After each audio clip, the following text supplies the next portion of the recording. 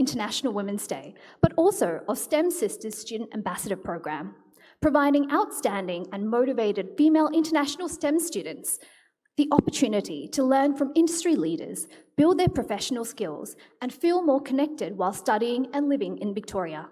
STEM Sisters, the organisers, the supporters, and the ambassadors of today's event, and myself included, are really excited to be here with you today. And we hope that you are too, because today we are taking a step closer to imagining a world that is more empowered and gender equal, a world that is diverse, equitable, and inclusive, and a world where our differences are not just valued, but celebrated. To kick off today's proceedings, we have a video message from the Honourable Jala Pulford, the Minister for Employment, the Minister for Innovation, Medical Research and Digital Economy, the Minister for Small Business, and the Minister for Resources.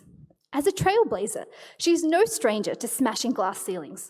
She was the first female Agriculture Minister and has played a significant role in the government's COVID-19 response, which has included record investment in small business support, massive investment in COVID-19 and other vital medical research, the establishment of the Australian Institute for Infectious Disease, and support for local mRNA manufacturing.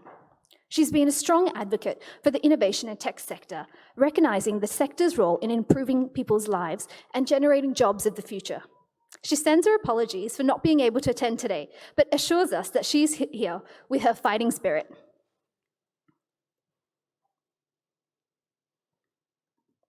Good evening, everyone.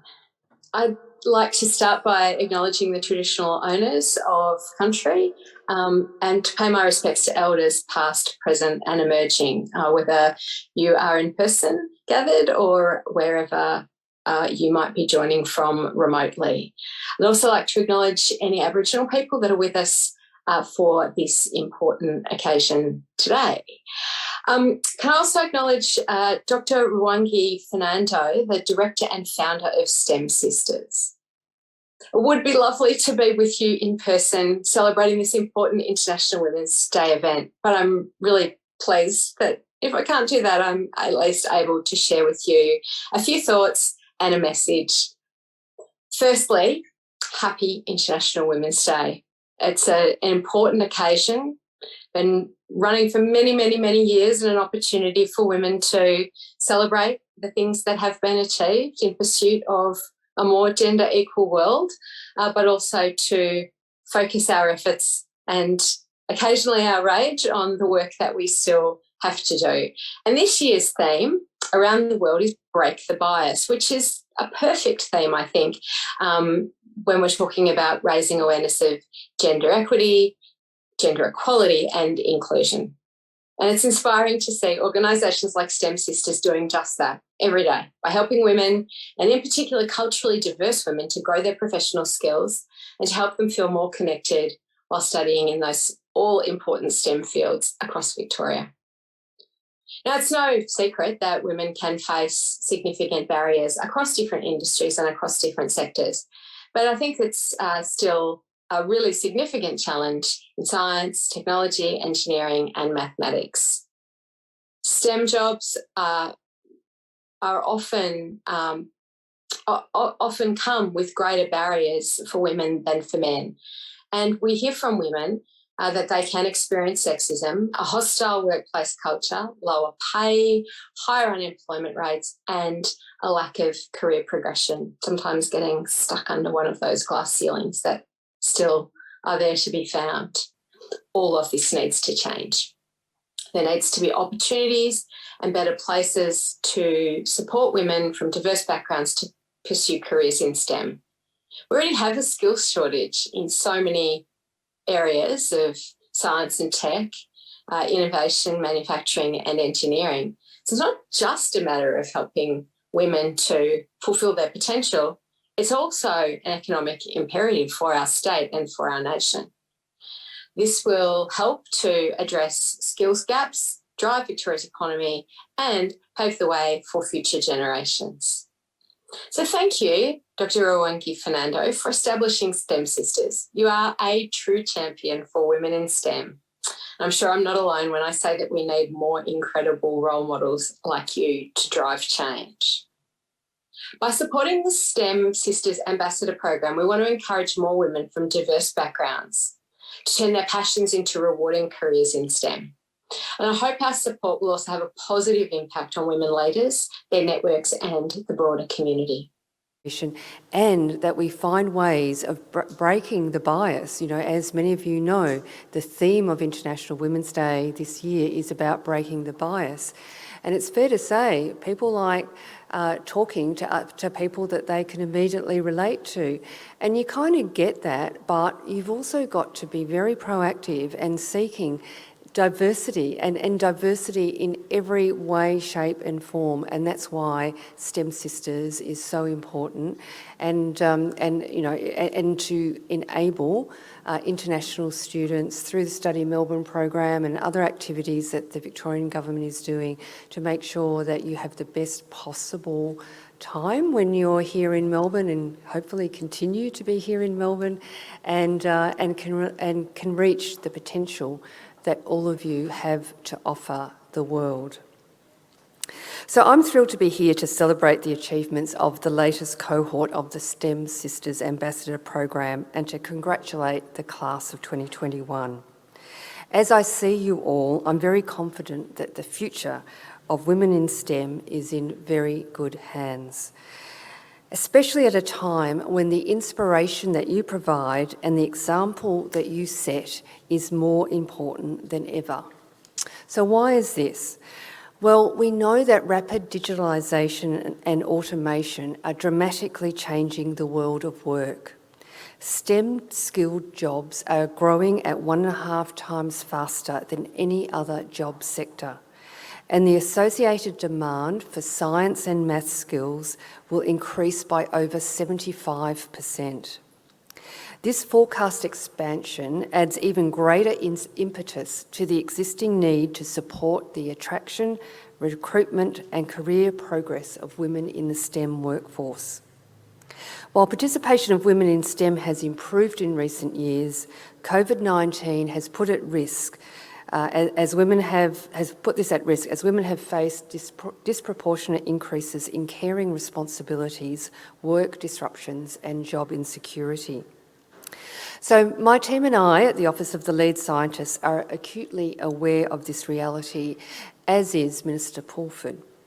Like every STEM Sister Ambassador and so many Victorians, my office understands that gender equity in the STEM workforce requires much greater consideration and action. And if we do this effectively, it will ultimately lead to significant economic growth. So, what have we been doing? Well, the Office of Lead Scientist has consulted with higher education providers, with industry partners and the Australian Government to understand the range of initiatives being undertaken in Victoria currently. We're doing the same within the Victorian Government. It's great that we've got legislation around gender equality, but we need to reach out across departments to make sure that we've... Thank you to Rwangi Fernando, the founder of STEM Sisters, for your vision of how we can advance support for female international students in STEM disciplines. You are amazing and my hat's off to you. It's wonderful to be part of this final STEM Sisters Ambassador Workshop, a program proudly sponsored by the Study Melbourne Inclusion Program. So, Rwangi, you created STEM Sisters to empower women of colour to thrive in the fields of science, technology, engineering and mathematics. Study Melbourne is delighted to see how this ambassador program has supported 54 women in their STEM journey.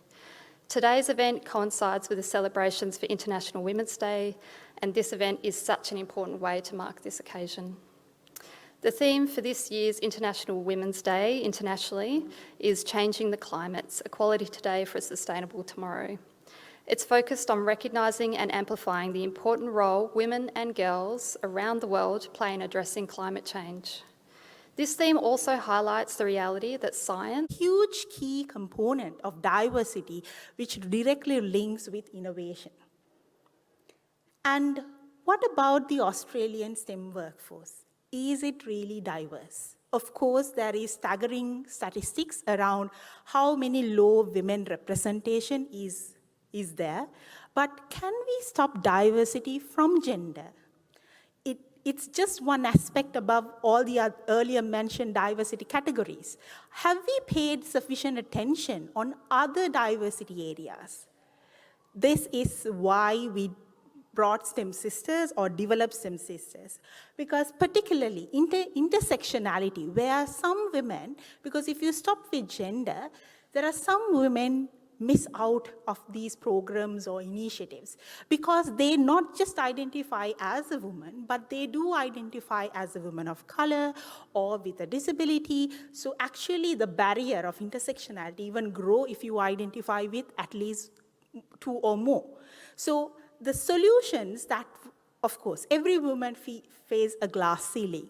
But if you belong to an intersectional segment, then what you have to face is a concrete ceiling or a bamboo ceiling. So the tools that you are supposed to use, or given for you to break a glass, it's impossible to use the same to break a concrete or a bamboo. So this is why it's very important to look at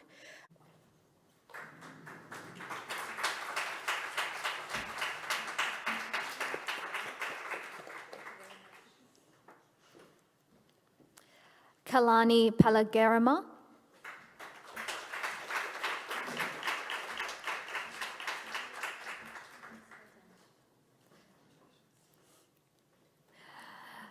Risturi.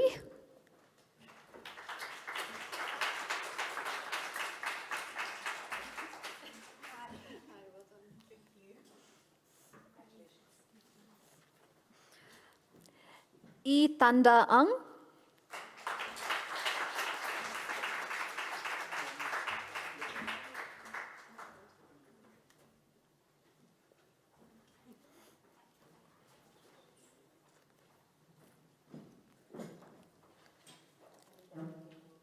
Javira.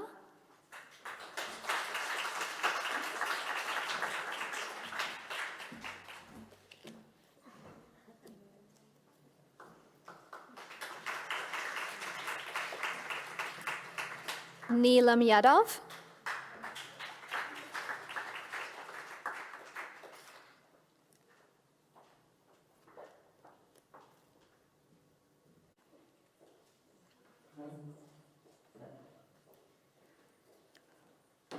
Sanika.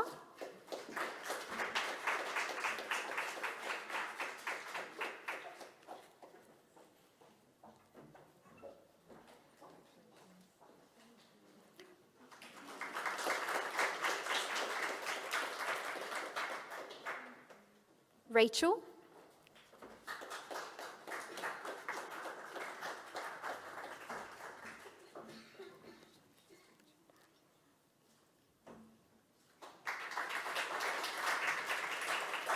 Shijuti.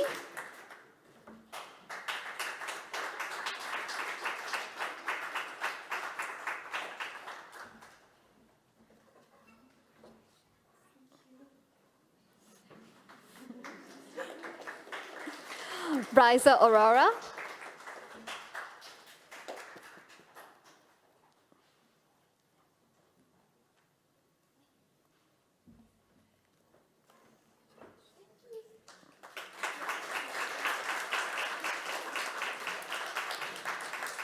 Himani Dave.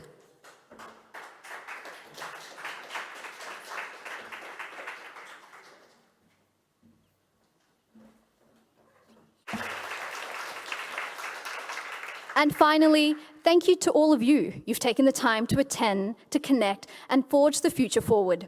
We hope you have an amazing time and take this opportunity to strengthen your professional networks because we're always stronger together. Please remember to stay around for networking, and thank you, and let the networking begin.